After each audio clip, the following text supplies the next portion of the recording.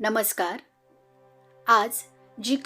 आज आपण ऐकणार आहोत त्या कथेचा उल्लेख केवळ महाभारताच्या पानांमध्ये नाही, तर संपूर्ण आर्यव्रताच्या इतिहासात एक काळी छाया म्हणून केला जातो. एक व्यक्ती ज्याची बुद्धी तलवारीपेक्षाही धारदार होती आणि ज्या चेहऱ्यावरचे शांत हास्यही महाभारताचे पान पुसून टाकू शकत होते. आज आपण अशा व्यक्तीची कथा उलगडणार आहोत, ज्याच्या एका निर्णयाने आणि एका कपटाने सभांचा आवाज थांबला आणि युद्धाच्या नगाऱ्यांनी धडधडायला सुरुवात केली. त्याचं नाव लौकिक आजही रहस्य आहे आणि त्याच्या पाऊलखुणा इतिहासाच्या प्रत्येक कोपऱ्यात लपल्या आहेत. ज्याने इतिहासाला रक्तरंजित युद्धाकडे ढकललं, तो म्हणजे शकुनी मामा. चला तर मग सुरुवात करूया आपल्या कथेपासून. महाभारतात कौरवांचे मामा शकुनी हे त्यांच्या कुटील बुद्धीसाठी विख्यात मानले जातात. छलकपटाच्या परिस्थितीमध्ये पारंगत शकुनी यांनी विनाशासाठी अनेक युक्त्या आखल्या. असं म्हणतात की याच चारित्र्याच्या कारणामुळे पांडवाच्या जीवनात सतत संकटाचे वादळ निर्माण होत राहिले. दुर्योधन आणि गांधारीचा भाऊ शकुनी यांनी कुंती पुत्रांना नष्ट करण्यासाठी अनेक योजना आखल्या होत्या. कुठलाही पारिवारिक कलेश किंवा युद्धात सर्वप्रथम योगदान असते ते योद्ध्याच्या सल्लागाराचे, आणि जर हाच सल्लागार युद्धभूमीमध्ये त्याच्या युद्धबुद्धीत धर्माऐवजी अधर्माचे बीज पेरत असेल, तर महाभारतासारखा विनाशकारी संघर्ष घडणे निश्चितच. पांडव आणि कौरव हे एकमेकांच्या विरुद्ध उभे राहिले. दोन्ही पक्ष अत्यंत सामर्थ्यवान आणि श्रेष्ठ होते. परंतु प्रश्न असा आहे की श्रीकृष्णांनीच या युद्धाचा शेवट निश्चित केला. होय, रणभूमीवर एक बाजू पांडवांची आणि दुसरी कौरवांची, पण युद्धाची दिशा, त्याचा परिणाम आणि त्या महान संघर्षाचा निर्णायक क्षण हे सर्व श्रीकृष्णांच्या दूरदृष्टीनेच निश्चित झालं. शकुनी हा गंधारच्या राज सुबलांचा सर्वात धाकटा मुलगा होता आणि सर्वात लाडका मुलगा, ज्याला जन्मतःच कुटील बुद्धीचा स्वामी म्हटलं जाईल. गांधारीचा धाकटा भाऊ गंधारराज शकुनी. या कथेविषयी अजून खोलवर जाणून घ्यायचं असेल तर आपल्याला थोडंसं मागे फिरावं लागेल. गंधारची राजकुमारी, ज्यांचं सौंदर्य संपूर्ण आर्यव्रतात चर्चेचा विषय होता, त्यांचा विवाह युवराज धृतराष्ट्र यांच्याशी व्हावा अशी इच्छा भीष्म पितामह यांची होती.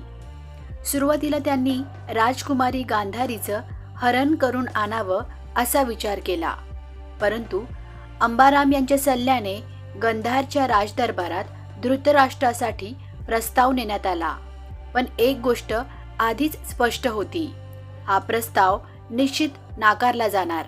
याचा अंदाजाने भीष्म पितामह रागाने म्हणाले, तुमच्या या छोट्याशा साम्राज्यावर मी चढाई करून त्याचा संपूर्ण विनाश करेल.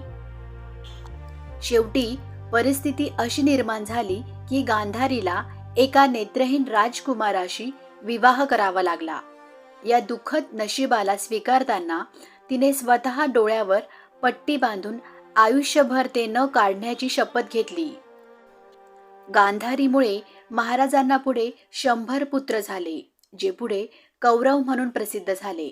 परंतु या विवाहाच्या आधीच ज्योतिषांनी एक भयंकर भविष्य सांगितलं होतं. गांधारीच्या पहिल्या विवाहावर संकट आहे.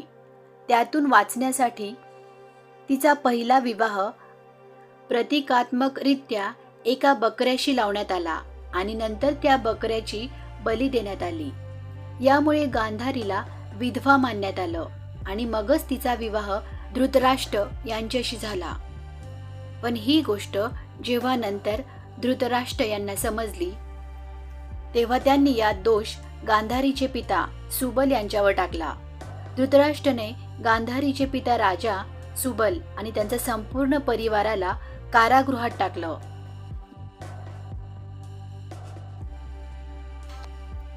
जेलमध्ये संपूर्ण परिवाराला एक जण जेवण करू शकेल एवढंच अन्न मिळत असे. संपूर्ण परिवार हा उपासमारीने मरावा हा त्यामागचा कट होता. परिवारात कमीत कमी एक जण जिवंत राहावा म्हणून सर्वांनी ठरवलं की रोज मिळणाऱ्या अन्नातील सर्वात महत्त्वाचा भाग त्यांच्या सर्वात लहान पुत्राला म्हणजेच शकुनीला दिला जाईल. शकुनी जिवंत राहण्याचं कारण एकच होतं, आपल्या परिवाराच्या मृत्यूचा बदला घेणं. या कैदखान्यात परिवारासोबत राहत असताना सर्वांनी मिळून शकुनीचे पाय मोडले, जेणेकरून आयुष्यभर त्याला आपल्या परिवाराच्या अपमानाची आठवण राहील. म्हणून शकुनी आयुष्यभर लंगडा राहिला. मृत्यूला सामोरे जाण्यापूर्वी सुबलने धृतराष्ट्रास विनंती केली की शकुनीला सोडण्यात यावं. हेच कारण की शकुनी शेवटी सुटला आणि अशा प्रकारे हस्तिनापूरमध्ये राहून त्याने 100 कौरवांच्या विभागाचा सल्लागार झाला आणि विश्वासपात्र कार्यामुळे दुर्योधनाचा मंत्री बनण्यात तो यशस्वी झाला. सुरुवातीला त्याने गांधारी आणि धृतराष्ट्र यांना आपल्या प्रभावाखाली घेतलं. नंतर धृतराष्ट्रांचा भाऊ पांडू यांच्या विरोधात षडयंत्र घडवलं. हळूहळू दुर्योधनालाही त्याने आपल्या जाळ्यात ओढलं. दुर्योधनाच्या मनात बदलेची भावना निर्माण करण्यात शकुनी सर्वाधिक पुढे होता. याच बदल्यातून महाभारताच्या युद्धाची नीव ठेवली गेली.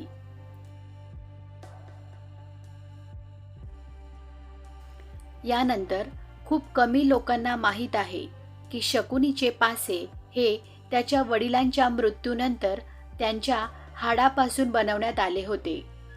कारण त्यांचे वडील जेव्हा मृत्यूशी झुंज देत होते तेव्हा त्यांनी पाहिलं की शकुनी चौपट या खेळात पारंगत आहे. म्हणून त्यांनी त्याला सांगितलं, माझ्या बोटांच्या हाडांपासून पासे तयार कर. यात माझा आक्रोश, माझ्या वेदना असतील. तू या खेळात कधीच हारणार नाहीस. त्यामुळे शकुनी जेव्हा जेव्हा जुगार खेळायचा तेव्हा ते पासे त्याच्या मनानुसार पलटायचे. त्यामध्ये त्याच्या वडिलांचा राग आणि वेदना असायच्या. तो कधीच हरत नव्हता. शकुनीने कौरव कुल नष्ट करण्याची शपथ घेतली होती. म्हणून दुर्योधनाला आपल्या हातातील मोहरा बनवून योग्य संधीची वाट पाहत होता की कशा प्रकारे पांडवांचा नाश होईल. पांडवांनी हस्तिनापूर घेतलं. त्यांचे राज्य वाढत गेले तेव्हा शकुनीने दुर्योधनाच्या मनात विष ओतलं. लाक्षागृहात पांडवांना जिवंत जाळण्याची योजना त्याच्याकडूनच आखली गेली होती. असं म्हणतात, मामा शकुनी यांना स्वर्ग मिळाला होता. याचं कारण फक्त एक, त्यांनी अधर्माला साथ दिली होती. परंतु त्यामागचं कारण फक्त एकच, त्यांनी त्यांच्या वडिलांच्या मृत्यूचा बदला घेतला होता. म्हणूनच त्यांना स्वर्गलोक मिळालं होतं. शकुनीच्या पत्नीचे नाव हर्षिती असं मानलं जातं. त्याला 3 पुत्र होते. महाभारताच्या युद्धात त्याचे पुत्र मृत्युमुखी पडले होते. युद्धाच्या 18व्या दिवशी सहदेवाने शकुनीचा वध केला असं म्हणतात.